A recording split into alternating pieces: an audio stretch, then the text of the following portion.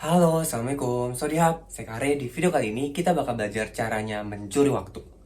Kenapa waktu curi? Karena orang punya 24 jam tapi nggak semuanya sukses.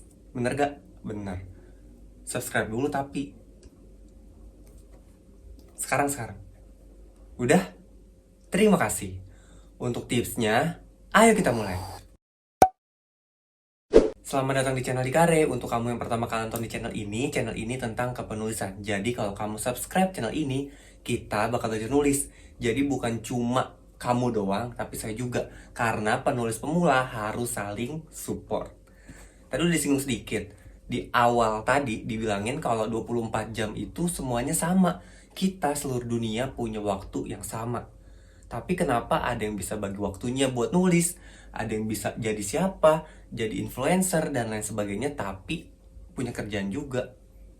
Jadi kalau kamu nih, seorang ibu rumah tangga, atau misalnya kamu adalah seorang pelajar, atau kamu adalah karyawan yang punya jam sibuk dan punya waktu luang. Jadi udah pasti, kalau ngomongin waktu sibuk udah ada, waktu luangnya juga pasti ada. Nah, gimana cara ngebaginya, gimana cara curi-curi waktu supaya kita bisa nulis juga. Video ini saya buat dari berbagai artikel, saya udah baca semuanya, nggak semuanya deh. Saya udah baca banyak artikel dan saya rangkum jadi 3. Gimana caranya mencuri waktu, kenapa yang lain bisa, kita enggak. Siap? Catat juga boleh dicatat. Yang pertama, tentuin aktivitas yang paling penting.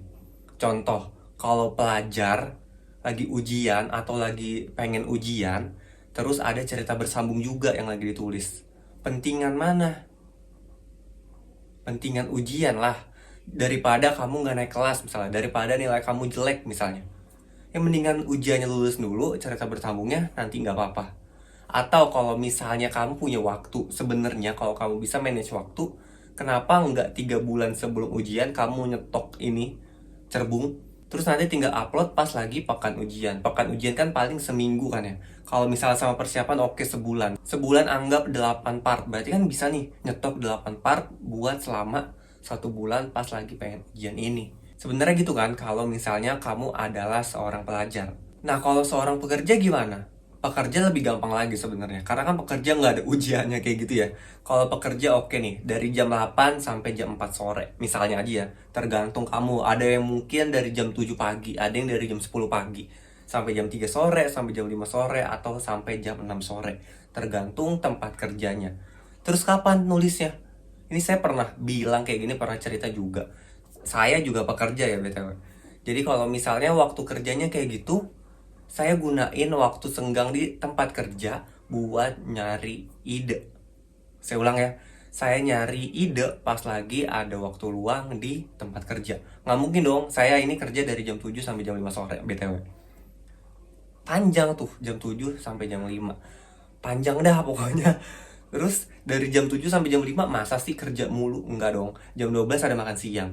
Terus nanti ada istirahat, yang ibadah istirahat dan lain sebagainya. Jam-jam ngantuk tuh misalnya jam setengah 3 atau jam-jam setengah 5 setelah kerjaan selesai tapi belum boleh pulang, saya pribadi gunain waktu itu buat nyari ide. Saya catat di notebook kek, saya catat di laptop kek, saya catat di HP kek. Intinya ide-ide itu kita cari dulu nih pas lagi di tempat kerja, terus baru ditulis nanti pas pulang kerja. Tapi ingat, jangan sampai ngeganggu kerjaan. Kalau saya kan kerja depan laptop ya, depan PC, depan monitor deh intinya. Kalau misalnya dapat ide ya saya tulis aja di sticky note. Atau saya tuh punya di Google Drive judulnya Bang Ide. Sebenarnya bukan Bang Ide sih, udah anggap aja namanya Bang Ide ya. Jadi setiap ada apa-apa saya tulis di situ. Karena kan saya nulisnya online ya, saya nulisnya di Google Doc. Nggak ngaruh nulis di mana, maksudnya di tempatnya di mana. Kalau misalnya nulisnya di Google Doc. Jadi di tempat kerja saya tulis nih di dokumen catatan saya.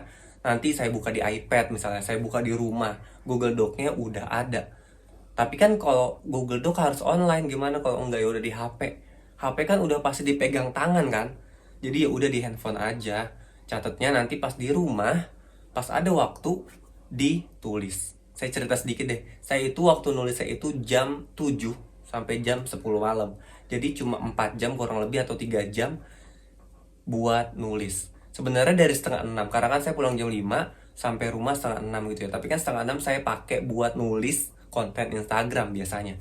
Karena kalau nulisnya di kantor itu kayak, ini orang kerja tapi konten, egois banget.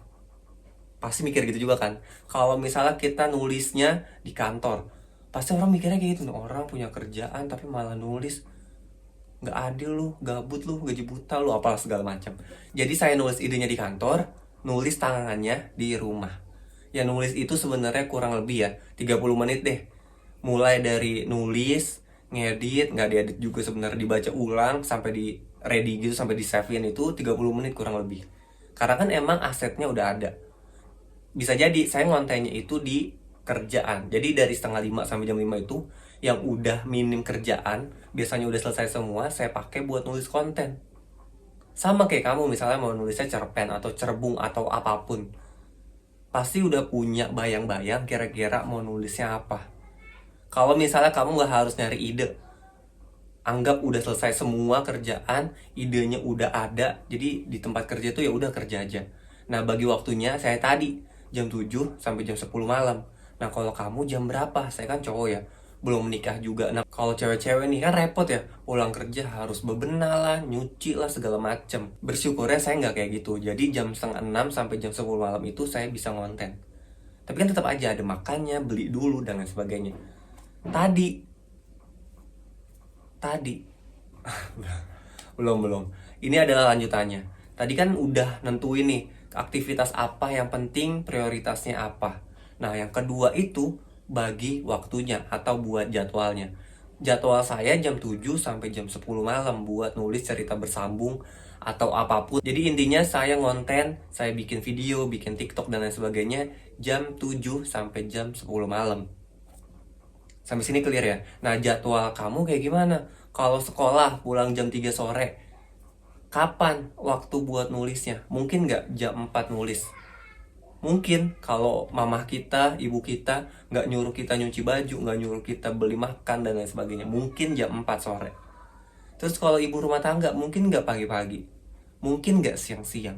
Nah, jadi waktu ini tuh kamu yang bisa nentuin, kamu yang tahu kapan waktu terbaik kamu buat nulis. Ingat ya, jadwal ini tergantung kamu. Lagi pula kan ada 7 hari nih, nggak mungkin dong 7 hari ini kerja, nggak mungkin dong 7 hari ini sekolah. Yang Sabtunya libur ya udah Sabtunya pakai aja buat jalan-jalan. Ya enggak lah, buat nulis. Ya, intinya kamu yang tahu deh gimana baiknya jadwal menurut kamu. Kalau menurut saya tadi jam 7 sampai jam 10. Saya nggak ngebiasain diri saya begadang. Saya nggak pernah jadi nokturnal yang kerjanya tengah malam sampai pagi. Nggak pernah, karena nggak baik. Dan ini nyambung yang ketiga. Ih, jauh banget gue nulisnya.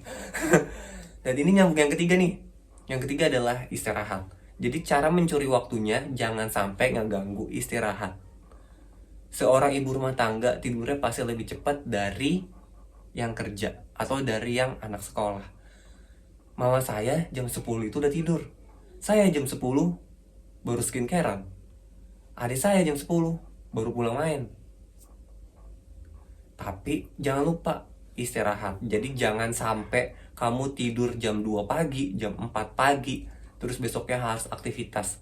Karena mood itu harusnya dijaga, bukan dicari. Paham ya? Kayak orang marah-marah.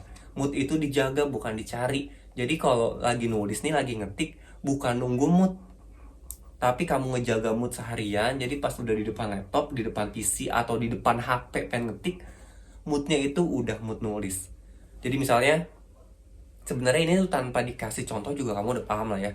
Daripada kamu pengen nulis tapi bilang nggak mood, mendingan kamu jaga moodnya biar bisa terus nulis. Wih, dapat quotes hari ini, keren juga orang. Jadi ingat itu aja. Kita recap ya. Gimana cara mencuri waktu versi saya? Yang pertama, tentuin aktivitas prioritas. Yang kedua, bikin jadwalnya. Dan yang ketiga, jangan lupa istirahat. Karena sebaik-baiknya orang adalah orang yang punya karya. Dan sebaik-baiknya orang adalah orang yang sehat walafiat. Nggak peduli dia kaya, nggak peduli dia pinter, nggak peduli dia atlet, nggak peduli dia siapa. Kalau sakit, kalau nggak berkarya, sama aja sama kucing, tidur doang. Sampai sini aja. Kalau misalnya ada pertanyaan boleh di bawah.